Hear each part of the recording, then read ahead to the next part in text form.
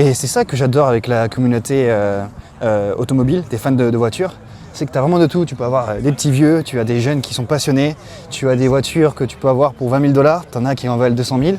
Et pourtant, tout le monde sont au même endroit et juste partagent leur passion. Petite Camaro Goldie. Pourquoi il l'appelle Goldie alors qu'elle est toute noire? Ça donne un sacré look. Très matu, hein. Pour ceux qui ont joué à Need for Speed, Pontiac GTO.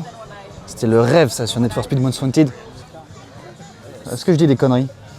Moi je dis des conneries. C'est une Pontiac Trans Am. Je connais que la Pontiac GTO. C'est cochon tout ça. Ah, j'adore. Vous avez vraiment les toutes dernières voitures, ce qu'on fait de mieux aujourd'hui, à côté de choses d'antan. Regardez-moi cette vibe incroyable. Trop européen en vrai. Pas besoin d'aller aux États-Unis pour voir ça. La Shelby Cobra.